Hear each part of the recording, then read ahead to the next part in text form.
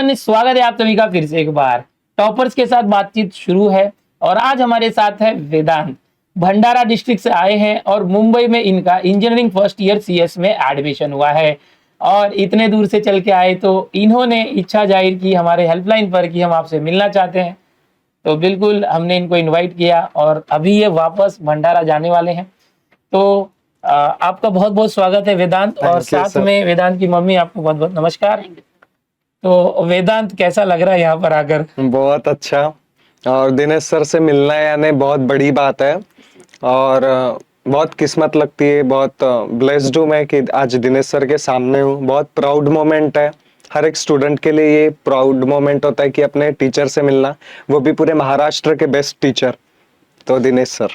Yes, तो अभी वेदांत सबसे पहली लाइन तो यही बोल दिया इन्होंने, लेकिन बहुत से बच्चे आपको जानते ही नहीं है। तो थोड़ा सा इंट्रोडक्शन चाहिए। वेदांत नाम तो मैंने बता दिया भंडारा से, अपने बारे में एक शॉर्ट इंट्रोडक्शन दीजिए। ओके, आई एम वेदांत रावलानी।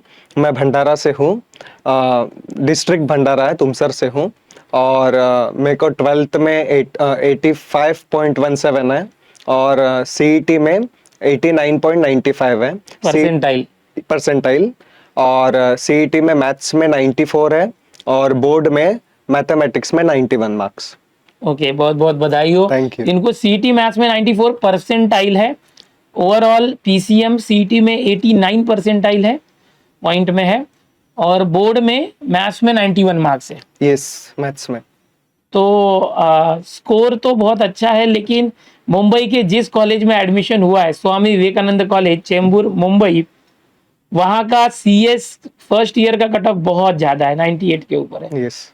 लेकिन आपका ओवरऑल परसेंटाइल 89 ही है। यस। और आपको ये कॉलेज मिल चुका है, उसके लिए पहले तो बहुत बहुत बधाई हो। Thank you. तो अभी जैसे बहुत सारे बच्चे ऐसे सोचते हैं कि भाई हम CET की तैयारी कर रहे हैं, करेक्ट, और CET की तैयारी करते करते फिर परसेंटाइल कम आ जाता है, 90 के नीचे आ जाता है। जैसे आपका भी 90 के नीचे आ गया, फिर वो हिम्मत छोड़ देते हैं और बहुत से बच्चे ड्रॉप ले लेते हैं कि अब हम नेक्स्ट ईयर तैयारी करेंगे, एक साल फिर से, और बहुत अच्छे परसेंटाइल लाएंगे और फिर हम एडमिशन लेंगे। सबसे मेन तो यही होता है। लेकिन आप एक उम्मीद की किरण हो कि ड्रॉप लेने की जरूरत नहीं है।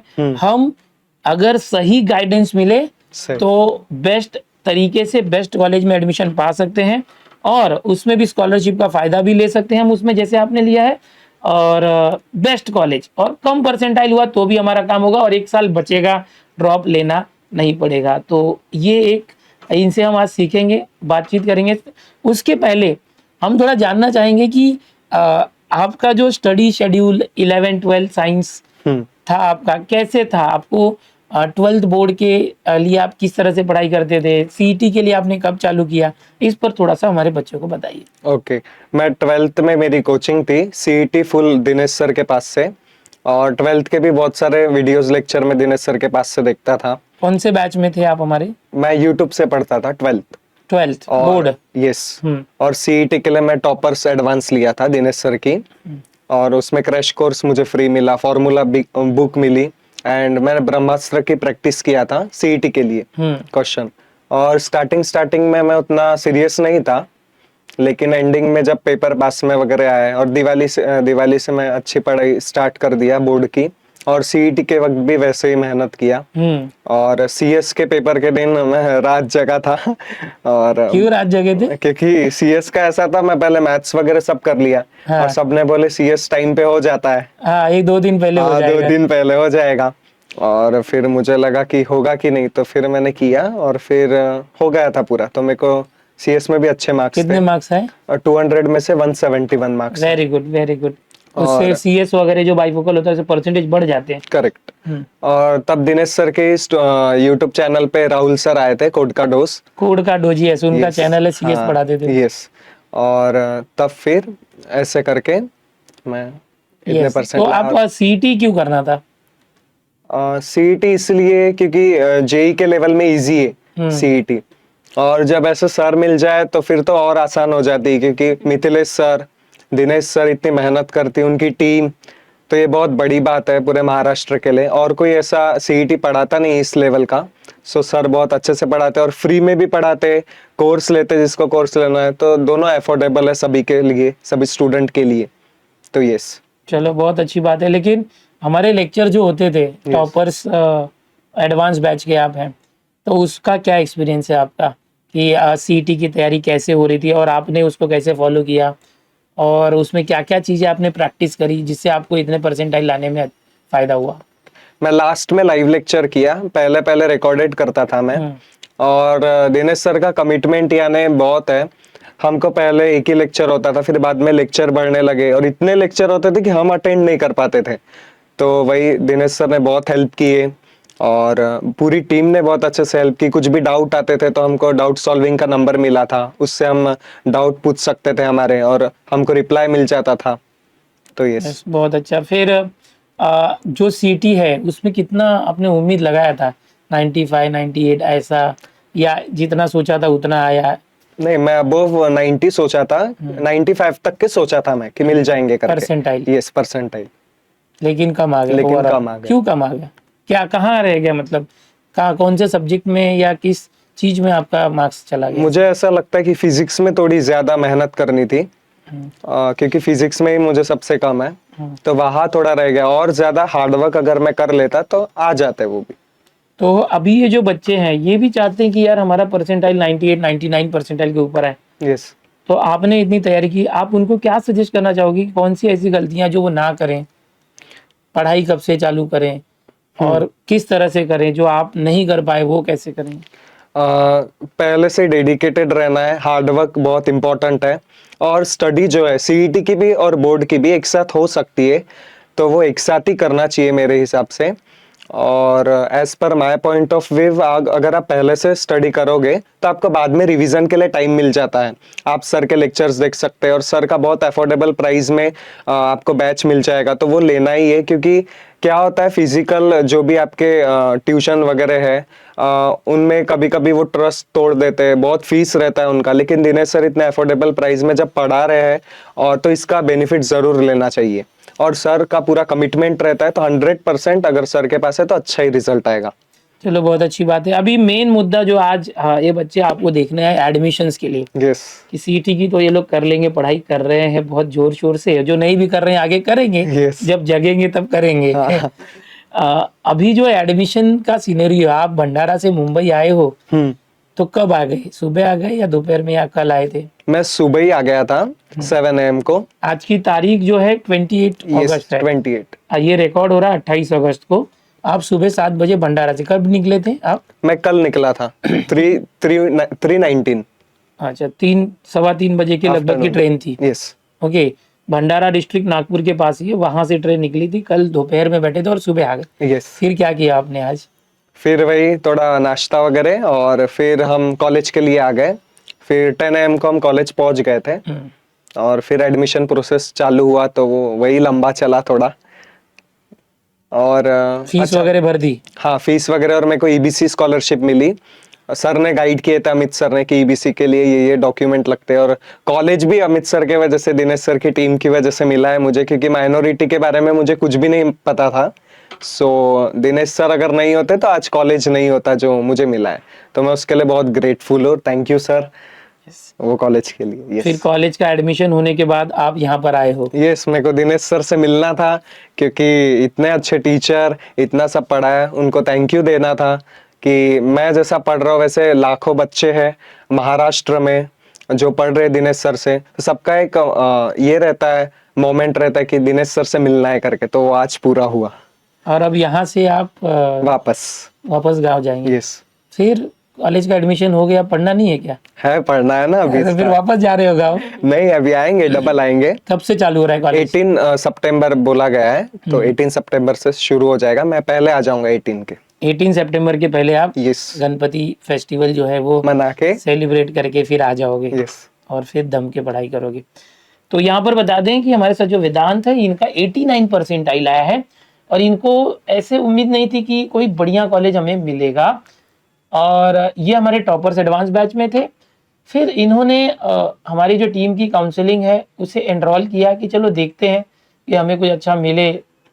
उस हिसाब से इनके जो काफ़ी दोस्त थे उन्होंने भंडारा, नागपुर, वहाँ के आसपास के कॉलेजेस में एडमिशन लिया है।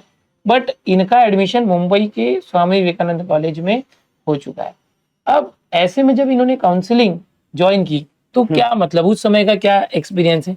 आप काउंसलिंग में कैसे आ गए, अचानक कैसे पता चल गया? क्योंकि हमारी तो 2-3 दिन के लिए काउंसलिंग थी। दिनेश सर लाइव आए थे सीईटी का रिजल्ट आने के बाद में कि काउंसलिंग होगी करके चालू, और पूरी जेन्युइन टीम है दिनेश सर की, तो वो कुछ ही दिन के लिए रहता है, आप सभी को तो पता है। तो मुझे लगा कि काउंसलिंग लेना चाहिए और बहुत हेल्प मिल जाता है, तो मैं काउंसलिंग लिया सर की, प्रीमियम काउंसलिंग, और 1 या 2 दिन के लिए ही थी शायद वो, और लेके एनरोल करके फिर मुझे पता चला कि ऐसा है माइनॉरिटी का, आपको अच्छा कॉलेज मिल सकता है, ड्रॉप लेने की जरूरत नहीं करके, तो फिर मैं काउंसलिंग में एनरोल कर लिया। तो यहाँ पर बता दें, वेदांत जो है सिंधी माइनॉरिटी को बिलोंग करते हैं। इनकी जो फैमिली है सिंधी जो रिलीजन होता है, हम बोल सकते हैं ये भाषा लिंग्विस्टिक जो माइनॉरिटी हम बोलेंगे, सिंधी लिंग्विस्टिक माइनॉरिटी। तो ऐसे एडमिशन प्रोसेस में बहुत सारे तरीके होते हैं। ओके, कोई हिंदी माइनॉरिटी होता है, कोई गुजराती माइनॉरिटी होता है, इस तरह से सिंधी माइनॉरिटी। तो 2 टाइप के माइनॉरिटीज होते हैं, एक रिलीजियस और एक लिंग्विस्टिक। तो उसमें इनका जो है बहुत सारे महाराष्ट्र में कॉलेजेस हैं जो अलग अलग माइनॉरिटी के होते हैं। उनके उनके जो एडमिशन्स के लिए जो क्राइटेरिया थोड़े अलग होते हैं। वैसे अलग अलग कैटेगरी के लिए अलग अलग जो है जो क्राइटेरियाज होते हैं। तो ये सब चीज़ें जो है ना जल्दी पता नहीं चलती है। ऐसे में अगर आप काउंसलिंग प्रॉपर कहीं से लेते हैं तो आपको जो आपके माइंड में नहीं है, आपको इम्पॉसिबल लगता है, वो भी पॉसिबल हो सकता है, जैसे वेदांत के केस में हुआ है। आपकी मम्मी से बात करना चाहेंगे माइक लीजिए। यहाँ पर वेदांत की मम्मी जी हैं और साथ में आई हैं, और एक हेलो माइक लीजिए। और सबसे पहले तो आपको बहुत बहुत बधाई हो कि आपने अपने बेटे का एडमिशन मुंबई के एक अच्छे नामी कॉलेज स्वामी विवेकानंद में कराया है। आपके बदौलत हुआ सर। नहीं, इसने बहुत टेंशन ले लिया था जब 89 इसको मिले, तो ये बोल रहा था कि मम्मी मुझे एडमिशन मिलेगा कि नहीं मिलेगा। लेकिन काउंसलिंग जब लिया तब थोड़ा सा उसको रिलीफ मिला कि नहीं मुझे मिल सकता है करके। फिर उन्होंने बहुत गाइड किया, आपने अमित सर ने बहुत गाइड किया। डॉक्यूमेंटेशन बहुत सारे थे, फिर भी वेदांत ने कर लिया सब कुछ, और बाय गॉड कॉलेज मिल गया आपके थ्रू। तो बहुत बहुत धन्यवाद, थैंक यू। लेकिन आपने इतनी हिम्मत दिखाई, आप खुद इसके साथ आए हैं, और इसके बदौलत, मेरे वेदांत के बदौलत आपको देखने को मिला मुझे। अरे वाह वाह। मेरा बहुत बड़ा भाग्य। ये तो जैसे स्टूडेंट की इच्छा होती है कि चलो सर से मिलना, आपको क्यों ऐसा लग रहा है कि मेरे बच्चे ने यहाँ तक लाया? आपकी भी इच्छा थी कि ऐसे मिलना है सर से वगैरह? बहुत बहुत ज्यादा। अच्छा, क्यों, मतलब आपको ऐसे?